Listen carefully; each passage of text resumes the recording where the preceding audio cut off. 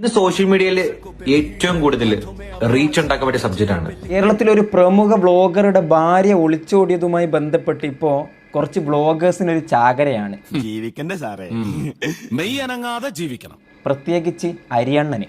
താനങ്ങ് ഇറങ്ങി കളിക്കുക അല്ലയോ? ഈ അരിയണ്ണം വന്ന് പറഞ്ഞത് നിങ്ങൾ കേട്ടായിരുന്നോ?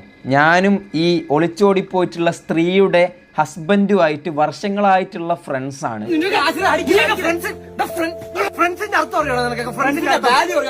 ഞാൻ എന്ത് ചെയ്തു?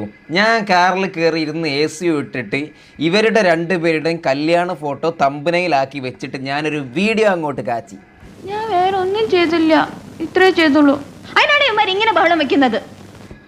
ഇതുപോലെ ഒരു ഫ്രണ്ടിനെ നിങ്ങൾ 100 വർഷം പുണ്യം ചെയ്താലും കിട്ടുമോ? മനസ്സൊന്നും മറയില്ല, സ്നേഹത്തിനെതിരില്ല, ഇനി നമ്മൾ പിരിയില്ല. റിയൽ ലൈഫിൽ അവൻ എന്തെങ്കിലും ഒന്നുള്ളപ്പോഴോ ഞാൻ എന്തെങ്കിലുമൊക്കെ ചോദിക്കാനൊക്കെ അങ്ങോട്ടും ഇങ്ങോട്ടും നല്ല ബന്ധത്തിൽ വിളിച്ച് സംസാരിക്കുന്ന രണ്ട് വ്യക്തികളാണ്.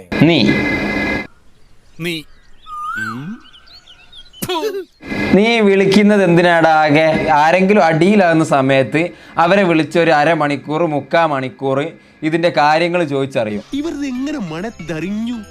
ഞാനിത് രഹസ്യമായിട്ട് വെച്ചിരുന്നതാണല്ലോ. അപ്പൊ അവരെന്ത് ചെയ്യും? തൊലിക്കെട്ട കൊണ്ടുപോയിട്ട് എന്ന് വിചാരിച്ചിട്ട് കുറച്ച് നേരം ഇരുന്ന് സംസാരിക്കും. അത് നേരെ ഇങ്ങോട്ട് കൊണ്ടുപോയിട്ട് യൂട്യൂബിൽ ഇങ്ങോട്ട് കൊണ്ടുവന്ന് കമത്തും. മനസ്സിലാക്കി കളഞ്ഞല്ല പിന്നെ. അതാണ് ഇവൻ ചെയ്യുന്നത്. അതിനാണ് ഇവൻ ആളുകളെ വിളിക്കാറുള്ളത്. അല്ലാതെ ഒരൊറ്റ ഒരുത്തന്നെ ഇവൻ വിളിക്കൂല.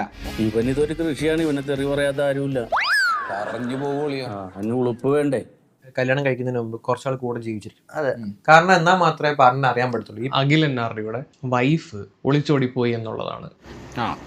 എങ്ങനെ ഇരിക്കണം?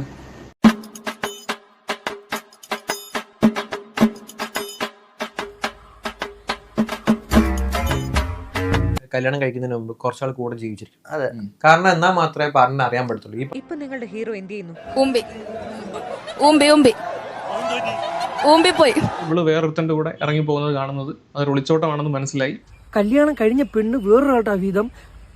എങ്ങോട്ടാണ് ഈ നാടിന്റെ പോക്ക്?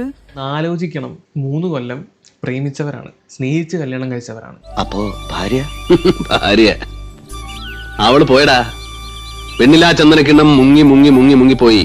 ഇവള് പ്രേമിച്ച് ഇറങ്ങിപ്പോയ ബസ് കണ്ടക്ടർ, അവനെ പറ്റി രണ്ട് വാക്ക് പറയണം. അവന്റെ ഇരട്ടപ്പേര് തന്നെ പൂവാലൻ എന്നാ.